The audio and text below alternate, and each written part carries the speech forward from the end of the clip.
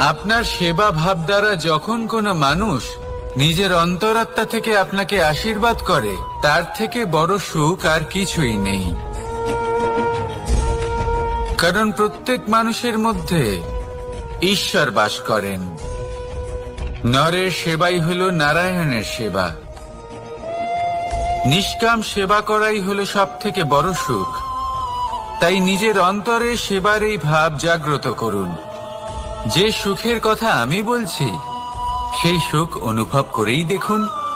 এই মন সুপ্রসন্ন হয়ে বলবে, রাধা রাধা। বাহ! পুষ্পের সুবাস আমার খুব ভালো লাগে। অত্যন্ত সুন্দর হয় এই পুষ্প। এইভাবে চারিদিকে পুষ্প দেখে মন আনন্দিত হয়ে ওঠে। এবার আপনারা ভেবে দেখুন, আমার চারিদিকে পুষ্প নয়, আগুন আছে। তাহলে কি হবে? আমার শরীর কি জ্বলে যাবে না? অবশ্যই জ্বলবে। শরীরকে কি আগুনের তাপ সহ্য করতে হবে না? অবশ্যই সহ্য করতে হবে। এটাই হলো প্রকৃতির নিয়ম। এই নিয়ম কিন্তু আমরা সবাই জানি, কিন্তু আমাদের মধ্যে বেশিরভাগ মানুষ এই বিভ্রান্তি নিয়ে বাঁচি যে এই যে প্রকৃতির নিয়ম, তা আমার ওপর প্রযোজ্য নয়। তা কিন্তু নয়। আমাদের চতুর্দিকে এই যে নিসর্গ রয়েছে, আমরা তার কতটা ক্ষতি করি সেটা একবার ভেবে দেখুন। আমরা বনাঞ্চল জ্বালিয়ে দিই, বায়ু দূষিত করি, জল দূষিত করি, প্রাণীদের হত্যা আমরা করি। কেন? এই নিসর্গ আমরা নষ্ট করি, যদিও আমরা জানি যে আমরাও হলাম এই নিসর্গেরই অংশ।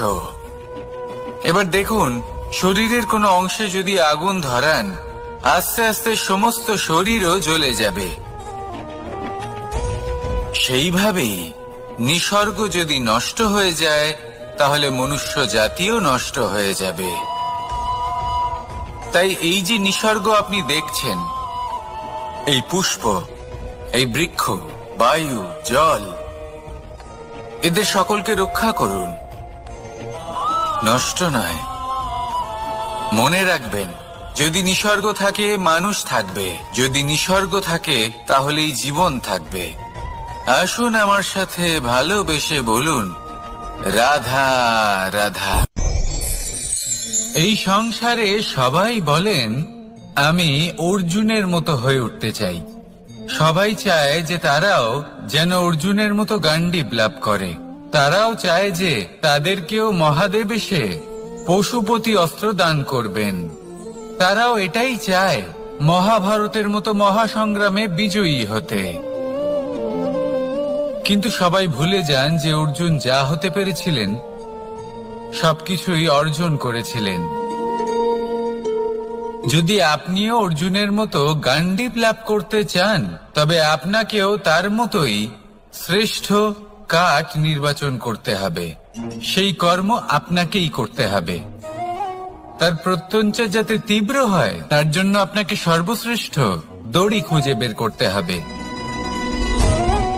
আপনার বাণ যাতে ঘাতক হয়, সেই জন্য আপনাকে নতুন নতুন ধাতু খুঁজে বের করতে হবে।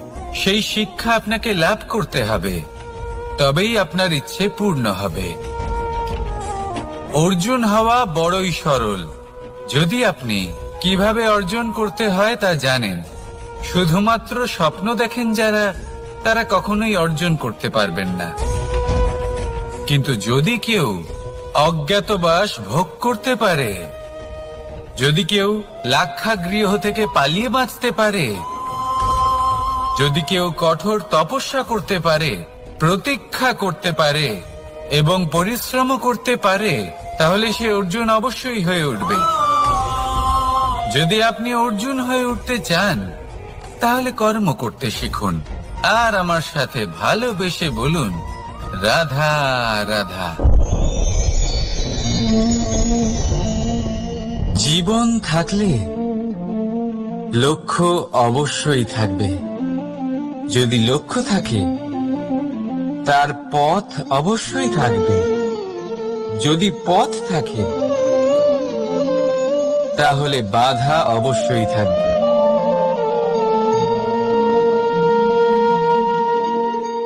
আর এর উপরেই নির্ভর করে যে আমরা জীবনে সফল হব না অসফল, পুরস্কারের ভাগীদার হব নাকি তিরস্কারের।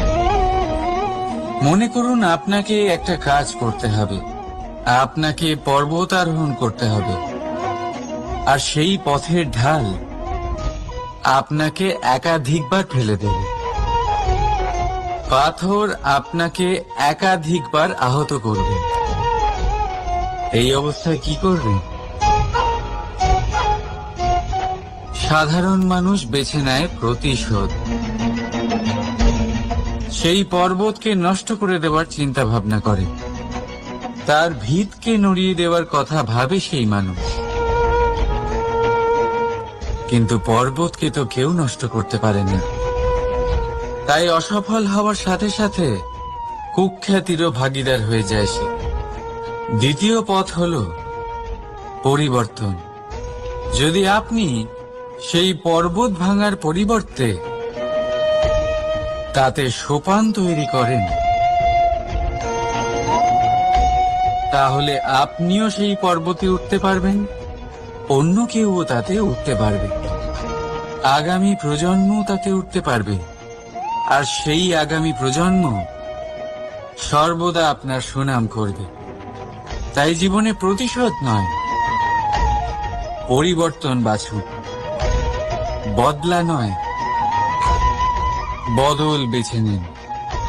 আপনার বাধা আপনার বন্ধু হয়ে যাবে। রাধা রাধা। সমস্ত মানুষের জীবন কিছুটা সমান হয়।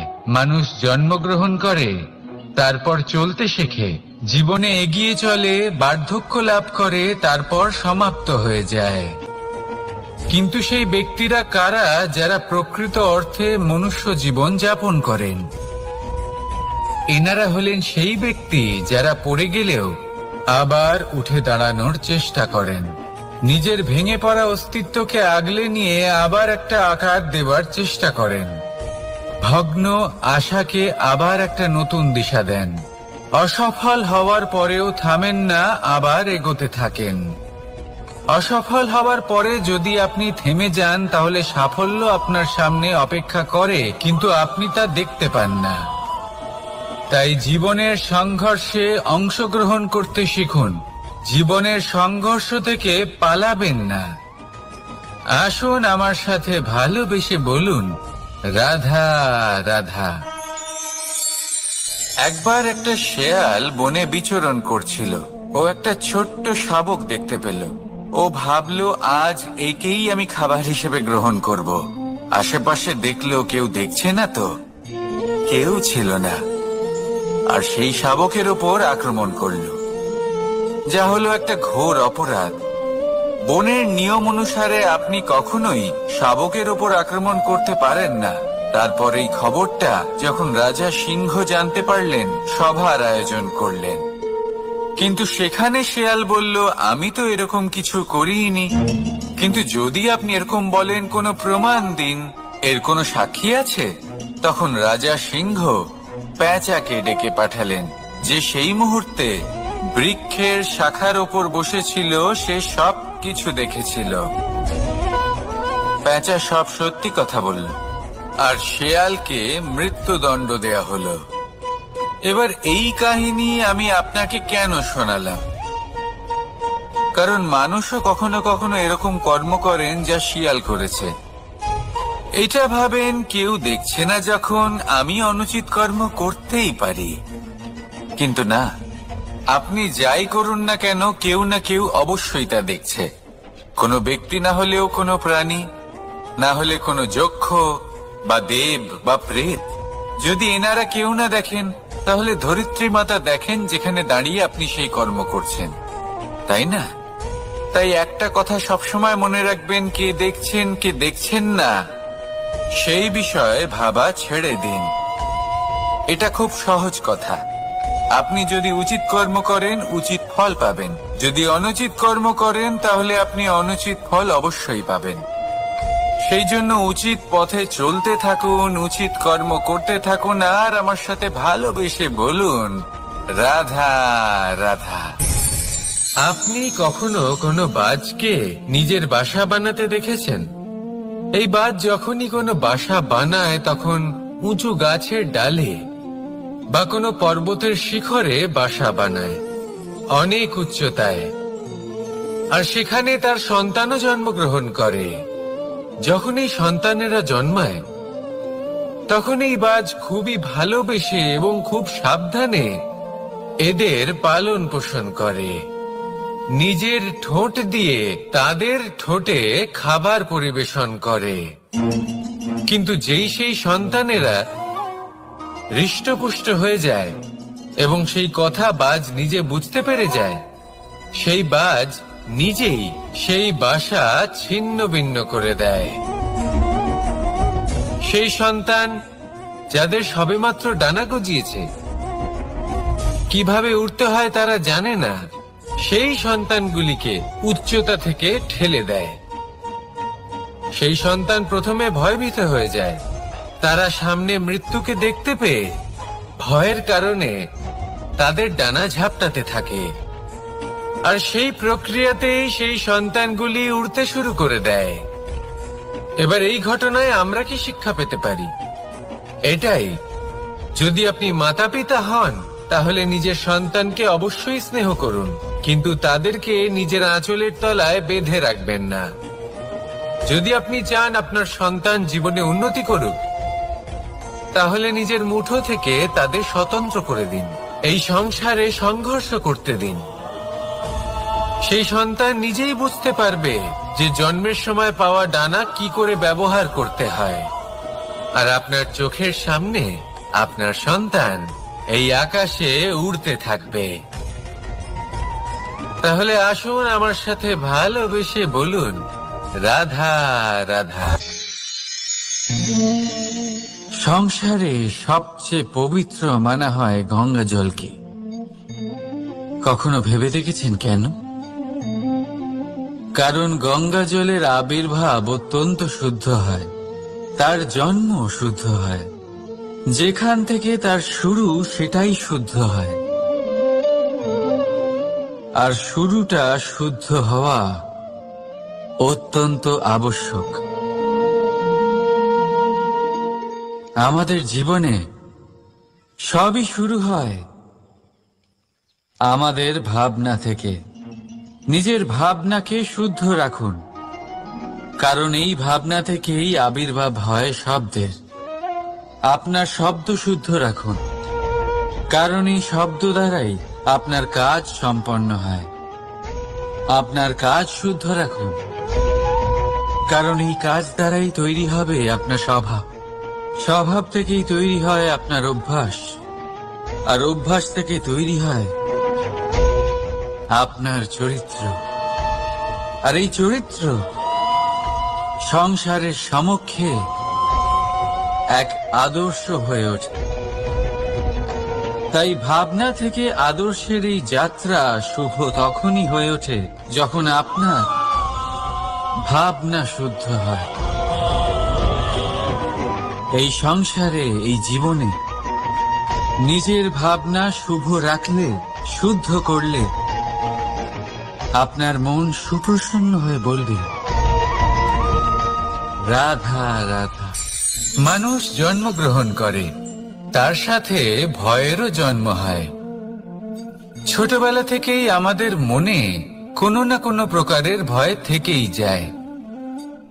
কেউ এই বিষয়ে ভয় পায় যে তার কোনো বস্তু তার থেকে দূরে চলে যাবে।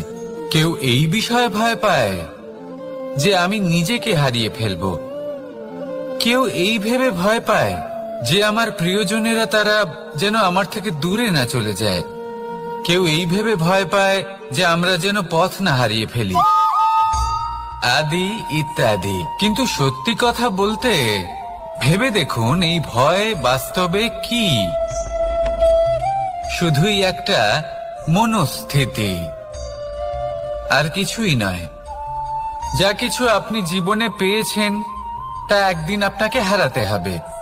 এই জীবন হলো আপনারই, কিন্তু তাও একদিন সমাপ্ত হবে। তাই ভয় পেয়ে কি লাভ? এই ভয় শুধু আপনাকে জীবন যাপন করা থেকে বাধা দিচ্ছে, আর কিচ্ছু নয়। পথ হারিয়ে ফেললেই বুঝতে পারবেন যে নতুন পথ কিভাবে বানাতে হয়। কিছু মানুষকে জীবন থেকে হারালে তবেই আপনি বুঝবেন যে আপনার আপনজনকে। এই ভয়ের কারণে ভীত হয়ে থাকবেন না। এই তারা নক্ষত্র অন্ধকারের অভাবে গুরুত্ব হারায়। শিবকেও মহাদেব হবার জন্য বিষপান করতে হয়েছিল। প্রত্যেক পরিস্থিতি, প্রত্যেক সাফল্য আপনার পরীক্ষা নেবে। তাতে উত্তীর্ণ হওয়া হলো আপনার কর্ম। যখনই আপনি ভয় পাবেন বা সংকটের সম্মুখীন হবেন, তখন সাহসের সাথে তার সম্মুখীন হন। মনে রাখবেন, যে সম্মুখীন হতে জানে, সাফল্য তার সাথে সবসময় থাকে। আসুন আর আমার সাথে ভালোবেসে বলুন, রাধা রাধা। আমাদের হাতটা দেখুন। এই হাতে 5টা আঙুল আছে, যা ভিন্ন ভিন্ন ধরনের। একরকম কেন নয়? কারণ হলো প্রত্যেকের নিজের নিজের গুরুত্ব আছে, নিজের নিজের মাহাত্ম্য আছে। এরা ভিন্ন, তাই একত্রিত হয়ে মুষ্টিবদ্ধ করা সম্ভব, যার দ্বারা আমরা আত্মরক্ষাও করতে পারি, আবার আক্রমণও করতে পারি। যদি 5টি আঙুল সমান হতো, তাহলে মুষ্টিবদ্ধ হতে পারত না, নিজেদের মধ্যে বিভ্রান্তির সৃষ্টি করত। এবার এরকমই কিছু আমাদের সংসারেও হয়। আমাদের দেশ, যেখানে একটি ভূমির ওপর ভিন্ন ভিন্ন ধর্মের মানুষ বাস করেন, ভিন্ন ভিন্ন জাতি, ভিন্ন ধর্ম, ভিন্ন ভাষা। কিন্তু যদি আমরা এটা ভাবি যে কিভাবে এই দেশকে কল্যাণের পথে নিয়ে যাওয়া যায়, কিভাবে এর বিকাশ করা সম্ভব, তাহলে আমাদের একত্রিত হওয়া শিখতে হবে। যেইভাবে 5টা আঙুল একত্রিত হয়, মুষ্টিবদ্ধ হয়, সেইভাবেই আপনার যে ভাষাই হোক, যে ধর্মই হোক, যে জাতি হোক না কেন, ঠিক আছে, আবশ্যক হলো আপনার নিজের কর্মভূমির সাথে, আপনার ধরিত্রীর সাথে যুক্ত থাকা, সাথে থাকা। তবেই দেশের উন্নয়ন সম্ভব। তবেই এই দেশ স্বতন্ত্র থাকবে, সফল হবে, আর এই মন প্রসন্ন হয়ে বলবে, রাধা রাধা। মাকড়সারা ভীষণ পরিশ্রম করে এটা তৈরি করে। নিজের শরীরের রস দিয়ে এই জাল বনে। আপনি কি এটার উদ্দেশ্য জানেন? আসলে মাকড়সা এই জালে ছোট কীটপতঙ্গ ধরে তাদেরকে খাদ্যরূপে গ্রহণ করে। কিন্তু আপনি কি এই কথা জানেন যে একদিন মাকড়সা নিজেই নিজের জালে জড়িয়ে মৃত্যুবরণ করে থাকে? বলুন, কি করেন আপনি এই জাল দেখতে পেলে? দেখতে পেলেই মুছে ফেলেন এর অস্তিত্ব, তাই না? তেমনি অন্যদিকে পাখির বাসা। পাখিরাও ভীষণ পরিশ্রম করে এটা তৈরি করে। কিন্তু যদি পাখি একদিন এটা ছেড়ে চলে যায়, তাহলেও লোকে এটা নষ্ট করে দেয় না। কারণটা কি? এর কারণ হলো এর নির্মাণ জীবন সঞ্চারের জন্য করা হয়েছিল, নষ্ট করার জন্য নয়। তাই মনে রাখবেন, জীবনে আপনার পরিশ্রম যতই বেশি হোক না কেন, যদি আপনার লক্ষ্য শুভ না হয়, তাহলে আপনারও বিনাশ নিশ্চিত। তাই সৃজন করতেই থাকুন, আর মুগ্ধ হয়ে বলুন, রাধা রাধা।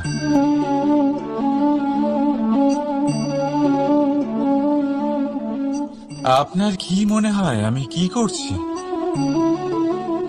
আপনি বলবেন আমি প্রদীপ জ্বালাচ্ছি। সঠিক। কিন্তু প্রশ্ন হচ্ছে যে আমি কি আপনাকে বলেছি যে একে প্রদীপ বলা হয়? না। এই প্রদীপ কি নিজেই নিজের পরিচয় আপনাকে দিয়েছে? না। তাহলে আপনি কি করে জানলেন যে একে প্রদীপ বলা হয়? উত্তর হচ্ছে প্রকাশ, যে স্বয়ং জ্বলে অন্ধকারের মধ্যে সংসারকে পথ দেখায়, সেটাই প্রদীপ। যা নিরাশার মাঝে আশার আলো প্রদর্শন করে, সেটাই প্রদীপ। অপর দিকে আছে সাপ, যাকে না দেখেও তার ফনার আওয়াজ শুনেই লোকে ভয় পেয়ে যায়। তার মানে ব্যক্তির পরিচয় তার কর্মের দ্বারা পাওয়া যায়। তাই আপনার এটা বলার প্রয়োজন নেই যে আপনার পরিচয় কি।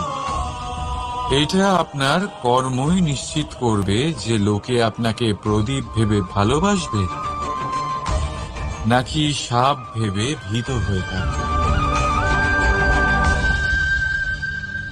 রাধা রাধা। সময় কত বিচিত্র হয়।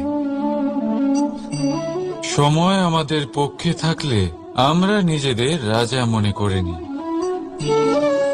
আর সেই সময় যদি বিপক্ষে চলে যায় তাহলে নিঃস্ব হতে সময় লাগে না। তাই মানুষের একটা অভ্যেস আছে, খারাপ সময়ের জন্য কিছু সঞ্চয় করা। আত্মীয়, বন্ধু খারাপ সময় পাশ থেকে সরে যায়। যশ, মান প্রতিকূল সময় চিরস্থায়ী হয় না। তাই মানুষ মনে করে অর্থ সঞ্চয় করাই শ্রেয়। অর্থের কোনো হৃদয় নেই যা সময়ের সাথে পরিবর্তিত হবে। সংসার বলে সর্বদা অর্থ সঞ্চয় করতে থাকুন। খারাপ সময় অবশ্যই কাজে লাগবে, কিন্তু আমি বলবো শুভ কর্ম করতে থাকুন, আনন্দে থাকুন, নিজের ওপর আর ঈশ্বরের ওপরে বিশ্বাস রাখুন। খারাপ সময় কখনো আসবেই না। রাধা রাধা। প্রকৃতি মানুষকে এক বিশেষ শক্তি দিয়েছে, অন্য জীবের থেকে বেশি শক্তি দিয়েছে। স্মরণ শক্তি। এই শক্তি মানুষকে অন্য জীবের থেকে ভিন্ন করে, ইতিহাস রচনা করার প্রেরণা দেয়, জ্ঞানকে বংশানুক্রমে এগিয়েও নিয়ে যায়। আর যারা ভুলে যান, অধিকাংশ সময় তারা উপহাস আর দয়ার পাত্র হয়ে যান। কিন্তু এটাই কি প্রকৃত রূপে সত্য? না। এই স্মরণ শক্তি মানুষের বিকাশের সব থেকে বড় বাধা হয়ে দাঁড়ায়। তার মনকে দূষিত করে দেয়। খারাপ অভিজ্ঞতা, কারোর করা বিশ্বাসঘাতকতা, কারোর কটাক্ষ বেশিরভাগ মানুষই ভুলতে পারেন না, আর তারপর প্রতিশোধ নিতে উদ্যত হন। প্রথমে সময় নষ্ট করেন প্রতিশোধের প্রস্তুতিতে, আর তারপর সময় নষ্ট করেন প্রতিশোধ নেওয়ার সুযোগ খুঁজতে। যদি সন্তুষ্টি পেতে চান, যদি জীবনে আনন্দ পেতে চান, তাহলে স্মরণ শক্তির সদ্ব্যবহার করুন।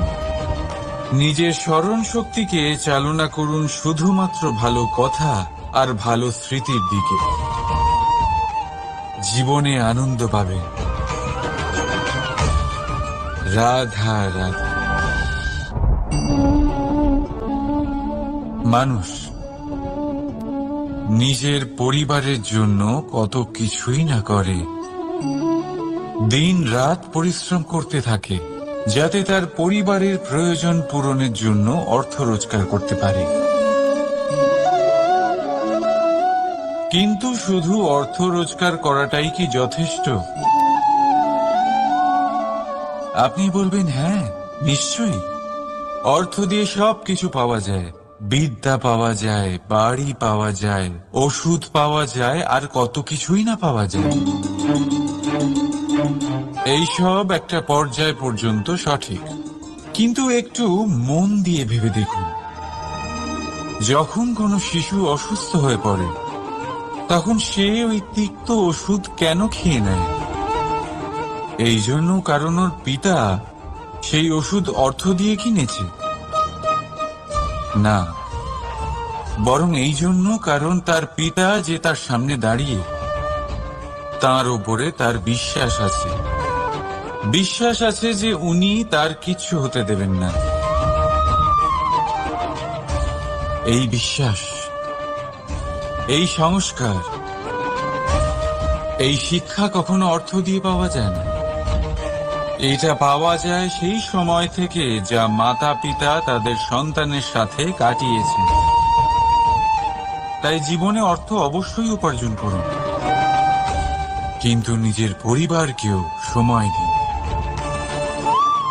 আনন্দ পাবে। রাধা রাধা। বিরোধিতা এমন এক শব্দ যা শুনে আমরা সবাই ভয় পেতে থাকি। যদি কেউ আমাদের বিরোধিতা করে তা আমাদের সহ্য হয় না। আমরাও কারোর বিরোধিতা করে কোনো শত্রুতা করতে চাই না। এই ধরনের ভাবনা আমাদের মনে আসতেই থাকে। কিন্তু বিরোধিতা, এই শব্দ আপনার শান্তির জন্য, আপনার সুখের জন্য কতটা গুরুত্বপূর্ণ তা আপনারা জানেন না। তাই যদি কাল এসে কেউ আপনার বিরোধিতা করে, তখন সবার আগে নিজেকে যাচাই করুন। আপনি কি ভুল করেছেন? আপনার দোষ কি? নিজের মধ্যে কি ত্রুটি আছে সেটা বোঝার চেষ্টা করুন। নিজেকে সংশোধন করার চেষ্টা করুন, তারপর দেখুন বিরোধিতার এই আগুন আপনাকে স্বর্ণ থেকে কুন্দন বানিয়ে তুলবে। বলা হয় এই সংসারে খারাপ বেড়েই চলেছে, কিন্তু তার কারণ এ নয় যে খারাপ মানুষ বেড়ে চলেছে।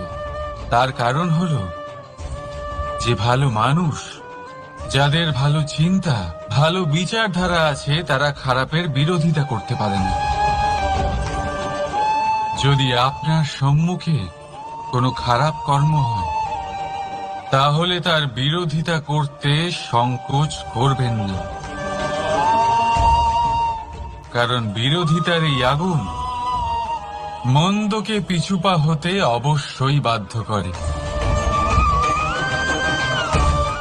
রাধা রাধা।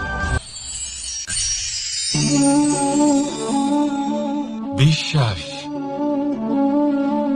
জীবনে বিশ্বাস কতটা গুরুত্বপূর্ণ। একজন স্ত্রী তার স্বামীর হাত ধরে যে কোনো জায়গায় যেতে পারেন, এর কারণ হলো বিশ্বাস। তার নিজের স্বামীর ওপরে বিশ্বাস আছে। যখন একজন মা তার ছোট বাচ্চাকে কোলে তুলে হাওয়ায় ওঠায়, তখন সেই বাচ্চা ভয়ভীত হয়ে যায় না। তার কারণ হলো বিশ্বাস। তার বিশ্বাস আছে যে তার মা তার কিচ্ছু হতে দেবে না। এক বৈদ্যের দেওয়া ঔষধ সন্তান কিছু না বুঝে শুনেই খেয়ে ফেলে। সেই বৈদ্যের জ্ঞানের বিষয়ে তার কোনো ধারণাই থাকে না, শুধু নিজের পিতার উপরে বিশ্বাস আছে যে তার পিতা তাকে খারাপ কিছুই দেবে না। যখন এই সংসারের প্রতিটা বন্ধন বিশ্বাসের উপরে দাঁড়িয়ে আছে, তাহলে কেন এই বিশ্বাসকে আমরা জীবনে আনতে পারি না? আপনি নিজেই দেখুন, এই বিশ্বাস নিজের জীবনে এনে দেখুন, সবকিছু আরো সুন্দর হয়ে যাবে। তাই ভালোবেসে বলুন, রাধা রাধা।